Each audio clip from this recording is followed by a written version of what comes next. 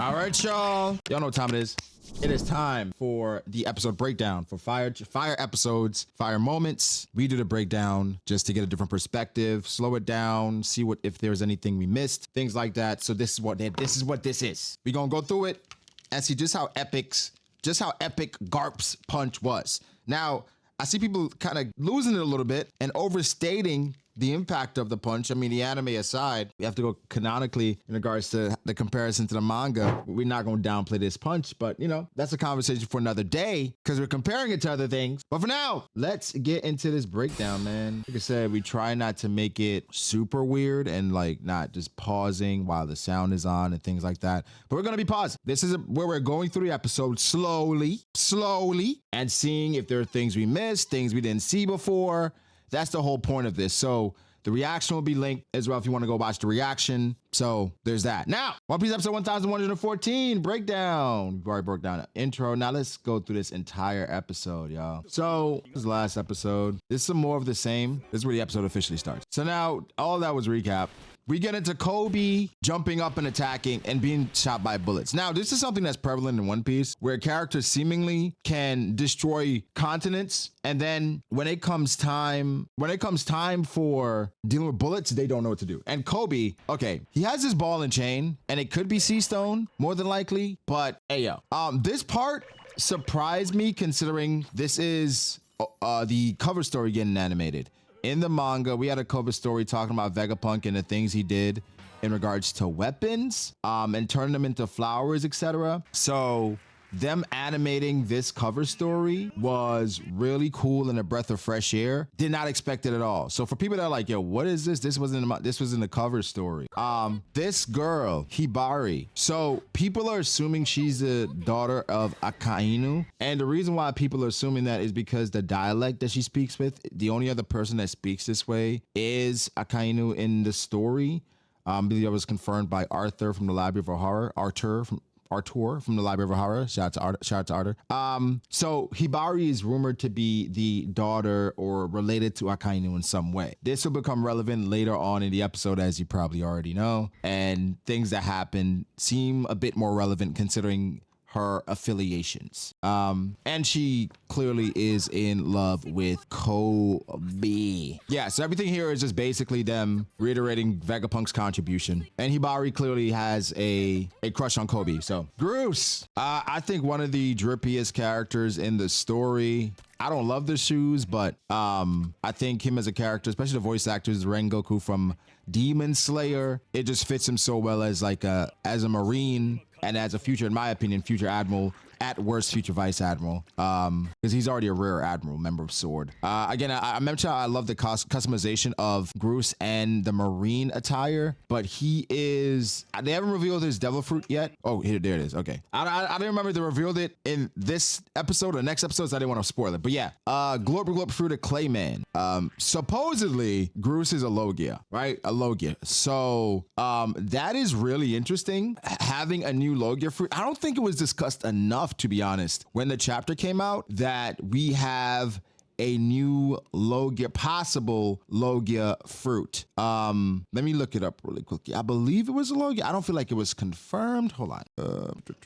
Okay, so it's still unknown, apparently. I don't know where I saw it. I saw someone that said stated it was a Logia or implied it was a Logia. I don't remember where it stated, but in the wiki it's saying it's unknown. It's a clay fruit. It would make a ton of sense if he was a Logia. I mean, considering how he uses it, but he doesn't turn into it. So I guess it makes more sense if it's like, let's say a special paramecia, something like Katakuri, but Katakuri, I mean, was special in his own way. He seemed to be able to produce this. I made a video on this before, talking about paramecia fruits and how they have producers, enhancers, transformers, different forms of paramecia fruits within that bucket. I think it's time to remake it considering how many new devil fruits we've gotten since then. So Groose could either be a Logia or a paramecia. Straight up. No chance of his own here. So all these people that are going to take down, that are fighting against the pirates right now, are Groose's transformations, clearly, because they're not being affected by bullets at all. I'll be interested to see what these Claymen, what are they inspired by? Here's something that I gotta say. There are times that things happen and we're always like, yo, why didn't we get more focus on this? Why didn't we get more focus on that? Yo, if we got focus on everything, One Piece would be much longer. And One Piece is already long as shit. So we can't get a focus on everything, ladies and gentlemen. So yeah, these are Bruce's Clayman fighting against these pirates. I don't like the hat. I don't love it. I just love the customization though. I wonder if does he come from a rich family? I'll call him Sengo Groose just because he's gonna be Kobe's guy and is not like Helmeppo. Helmeppo will never be Kobe's equal, I don't think. This is seemingly Kobe's equal at this point. Well, I think to me, he's stronger than Kobe still. But I think he will continue to grow with Kobe being the guy that has the devil fruit, just like Sengoku next to Garp. So essentially, if it wasn't clear enough, Kujaku, she was moving around the buildings to essentially create a place for Garp to land the ship. So her devil fruit, I believe they explained it as well, and I think she is just gorgeous. Her devil fruit is did they reveal it? Okay, they didn't reveal it. I'm not gonna spoil it, but she can essentially move buildings around through that whip. And here we have the goat. Now, Tashiki being here, I've gotten some more questions from anime onlys as to like, okay, if Tashiki's here, does that mean that my boy Smoker? I was like, I don't want to spoil you, but don't get your hopes up. So Garp, Vice Admiral Garp, the person that we know has turned down several promotions in the past. Groose tells him to come to the dead center. Now, something that I want to point out is that this is seemingly just what Garp does, right? This is just what he does. Because something that's insane, right, is that Garp jumps off the ship. He doesn't punch the ship. He punches the air around the ship, right? Boom, to give it the momentum it needs to send it flying. I think just the mere thought of how much power this man has to basically be a coup de bourre by himself is insane, especially at his age. Garp is what, 79? How old is Garp? 78? Garp is 78 years old, and he's still doing this. Now, age in One Piece, I think, matters a bit less. I think the thing that impacts you the most is stamina. However, age in One Piece, Oda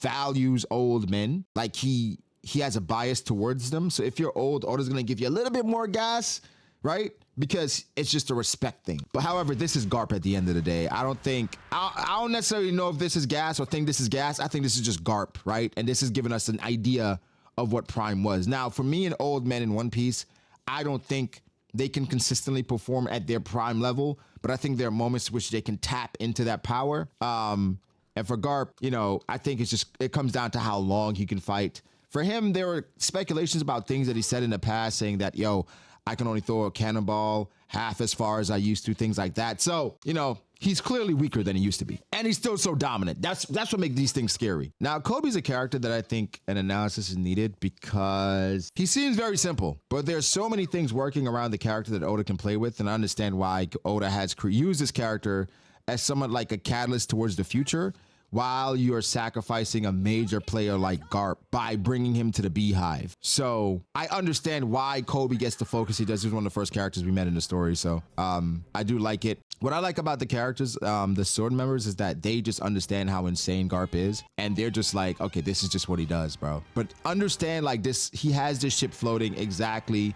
where it should go, right? So you understand the precision of the punch and the strength and the accuracy is crazy. Shiryu is too calm for me. I see a ship flying through the air. Like, they're really calm. I gotta give it to the Black Bear Pirates. I mean, they are grizzly vets, but they are super calm for a ship flying through the air. I guess it's like something like Zoro said to Luffy back in the day, saying, if you falter, who do we have to depend on? And for them being the Titanic captains, if they start losing their shit, imagine the rest of the pirates, right? So I understand them having to play it cool, even though that's fucking insane. They cannot react the way everybody else is reacting. They just can't. So here we go. Garp sent the ship flying, catches up to the ship. Now he's waiting. Signature pose, laughing away. Because again, I think regardless of who you are, Roger, Whitebeard, Garp, Luffy, Joy Boy, it's a thrill. It's a thrill to these moments, especially him being a D. You're gonna smile through these moments more often than not. And so Garp's personality showing here is this is just the type of man he is. And what you like is the duality of him, because you understand you can have those important, serious conversations, but this at rest is who Garp is. Now, these pirates are all trapped in this enclosing, right? And here comes Garp. This is one of the more hype moments for a character, just because, listen, bro, you have Garp and there's just so much, right? Now, when it comes to the anime, aura is something that you really can't and shouldn't scale it, considering it could mean nothing. right? And talking to animators, or it's just meant to look cool, right? It's just meant to look cool. For GARP here, it is flexing. It is flexing. Let them know that what? They and so this moment is one of my favorite moments. It's just the beginning because it sets the stage, right? It sets the tone. And then we have the walkout. We have the walkout, ladies and gentlemen. Camera panning, looking like Superman if he aged, just walking out, looking like he's him. Big body, little legs, don't care. Now, here's the thing. Lightning, red lightning in anime. This is red, yellow, different animator than the one who did Blackbeard versus Law, than the one who did Kaido versus. So it's a bunch of different animators working on this stuff. I have been on record saying that I'm gonna use the animator scale just because it's fun, not because it's accurate. It's just fun, and I think if I use a list based on anime scaling and I compare it to somebody using the manga, it's not gonna be that much different, right? I think it just be more fun. Now, who knows whose list is more accurate? Is this gonna be based off of how we feel anyway? So, lightning, rather. Let me go back to that. In the anime, it could mean nothing, right? It was stated that unless it's annotated specifically that Conqueror's Haki is used, a lot of shit that's put in the anime is just meant to look cool. Now, there are people that are doubting that GARP has Conqueror's Haki, saying it's not confirmed, etc., etc. I just want to say this. If GARP is competing against Roger, Whitebeard, the likes of them, without a Devil Fruit, without Conqueror's Haki, and this is strictly armament Haki, GARP is the GOAT. Now, look at this. Insane, epic shit. Like I said, just having him look like a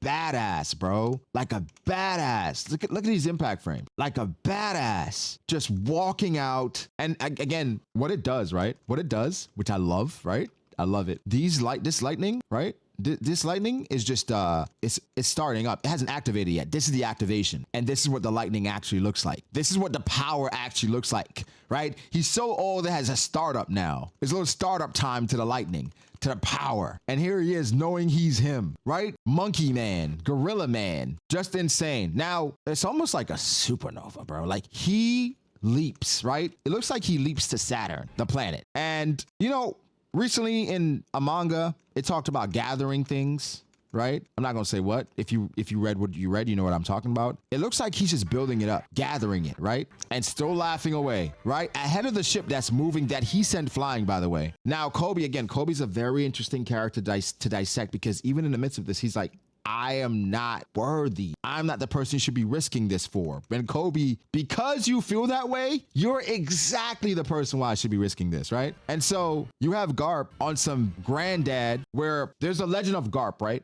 You hear about GARP, hear about how devastating he is, like he's a hero of the Marines. And so there's a fear factor around him. Now, GARP is saying, Kobe is my pupil. He's my pupil. So do you guys have any idea who you have with you, right? Somebody that's connected to me. And so you have the hero of the Marines coming like a blinding light, letting you know that you up.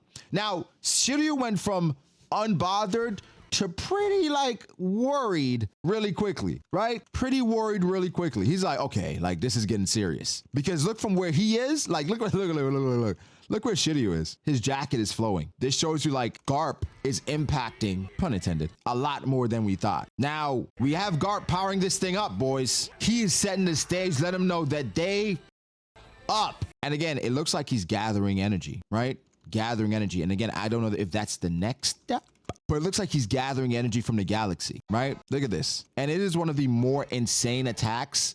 And I wonder if it's the #1 aesthetically pleasing attack we've ever seen in the anime. Just considering, again, having this backdrop of the galaxy behind him makes it seem like he's pulling all this energy from the cosmos. And then he's like a fucking rocket, right? Like a meteor. And here's the crazy part, right? GARP doesn't actually touch the ground himself. And something to be mindful of, look at what the ship is doing. He sent this attack right past the ship. It is almost pulling the ship towards it because the ship is tilting towards the attack. This attack is sent like a shockwave. So GARP, no Devil Fruit, if you want to say no Conqueror's Haki, sent an attack from the sky down like a beam, right? Lightning, aura. It was like a nuke, completely eradicating the area. Completely eradicating the area. I still get so hyped seeing this shit, bro, because this is insane. Now, people should be dead. A lot of people should be dead. And again, the signature lightning piercing through everything. destroying, like I said, GARP sent a freaking nuke, right? We talk about Sukuna and his radius. This nuke is insanity, destroying everything in his wake. One of the more aesthetically pleasing, if not the most aesthetically pleasing attack in One Piece so far, right? And then he comes down like a badass, right? Just like a badass, like, yo, I'm him. I am him. And again, the lightning is coursing through out of this. Lightning typically isn't a confirmation of Conqueror's Haki per se, right? Because Blackbeard was using it, Law was using it. Those two aren't confirmed conquerors. But for GARP, I'm gonna go out and say that he has it, considering that Dragon has it, considering, and so off of that, I'm gonna say GARP has it, right? This power is too insane to not be any Conqueror's Haki involved. Now look at Kobe. Kobe's like, bro, you almost killed me, right? If it wasn't for this ball and chain, I would have been gone. I would have been sent away. And Hibari as well, right? And here probably one of the more badass moments, because we have GARP, right? Look at GARP coming down, arms folded. It's an M Bison, right? Arms folded. I am him, right? Just so epic, bro. Just falling through the sky, knowing that he is that guy, right? Right next to the ship. It's almost like everything is so perfect. It almost feels like a movie. It doesn't feel real, but you know, it isn't, but still, it doesn't feel real, bro. Just an insane display. Insane display. Ship falls through.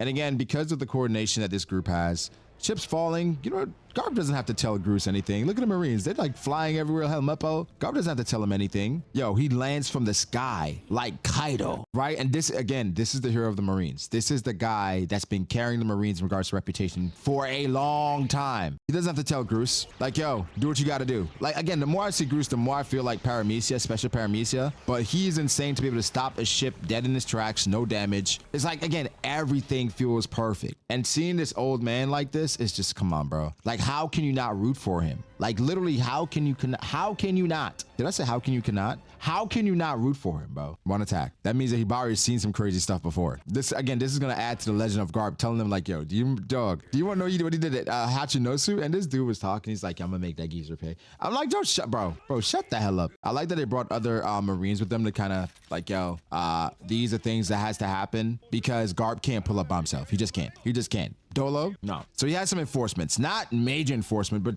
cannon fodder. Essentially, numbers. So you have GARP, right? In the midst of it, in the midst of all this damage, he is disappointed. Ain't no about GARP's disappointed? Hey, bro, you can't tell me this isn't Conquerors, bro. Like, come on, let's be for real. Let's be for real. After all that, GARP is saying, I am off my game. Meaning that when he's on his game, considering that he's probably not having these types of fights, and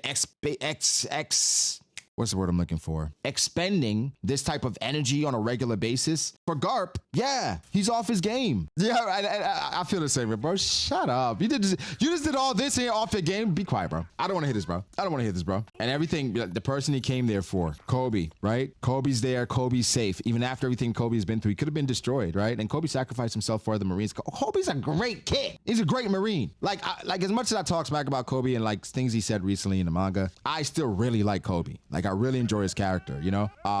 One of the more pure characters in the story. So GARP did a little bit too much, but I think he did everything that he needed to do to set the stage. Yo, he say is unforgivable. I'll drag him down. For Groose, he has a pride as a Marine as well. He's already a rear admiral. He's like, you need the future of the Marines.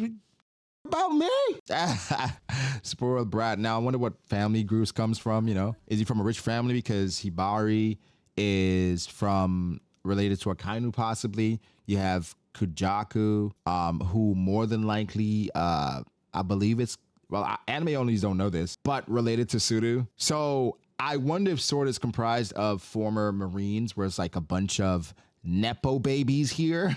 I don't know. X-Drake, we know for a fact, is not a Nepo baby because his dad was an actual pirate that got packed up by Doflamingo, but, you know, that dispels that theory really quickly.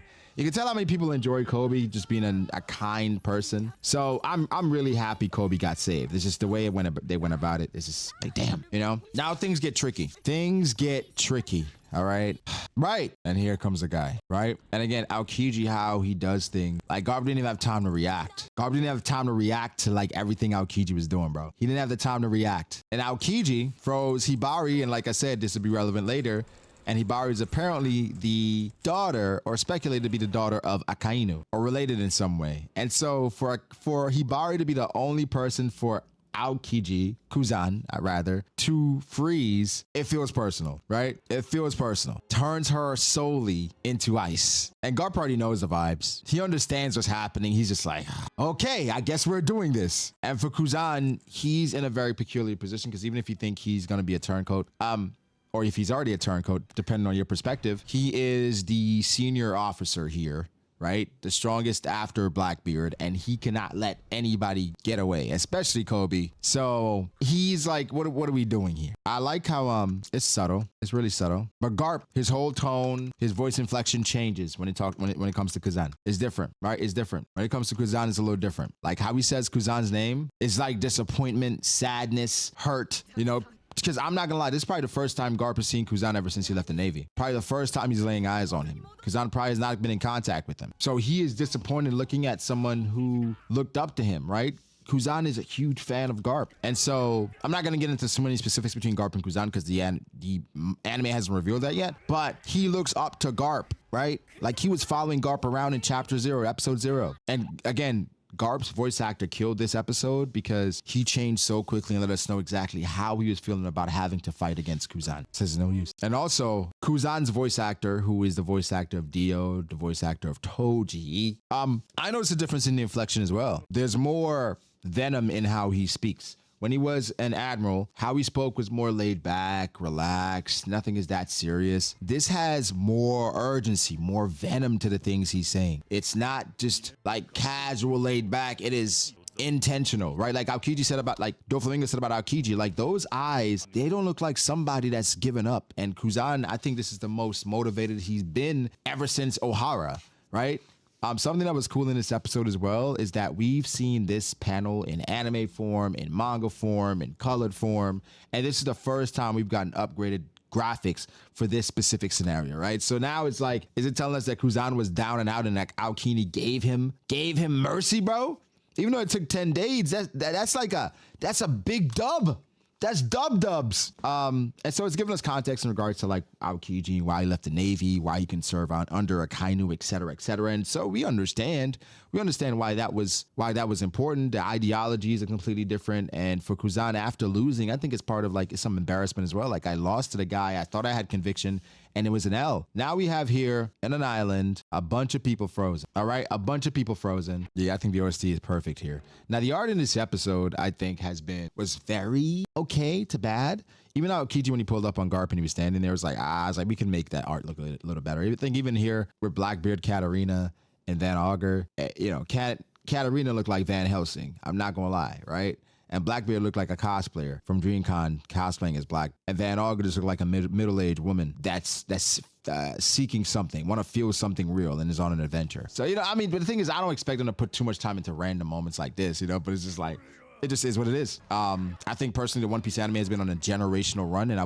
will cover that shortly, but not shortly, like this week or next week, probably after the next episode, because I know they're gonna cook up again. But Blackbeard's looking at the damage. He's like, there's only one person. There's only one person, bro. It's like certain things that you see, you're like, there's only one person that could do this. And he peeped it immediately. Now, Oda is a master of his craft because Oda, even in situations like this, puts characters in a bind and a quandary where no matter what, the characters can't do anything, and the fans are left to speculate, hey, what would have happened if, right? And so, for people that don't know, this is the episode, this is the chapter. When this chapter happened, this is what sold me on Aokiji, or Kuzan, not going after Blackbeard personally, right? And he didn't infiltrate just to get with Blackbeard. And it's interesting, considering what Blackbeard said in Dressrosa, he said, oh, I really don't trust Kuzan yet. And it's like, you went and basically you stumbled into him. Like how Blackbeard framed it, it was like Kuzan cozied up to him and tried to be a part of his organization. No, you ran into Kuzan in the bar and y'all just happened to kick it off, bro. That's all that happened.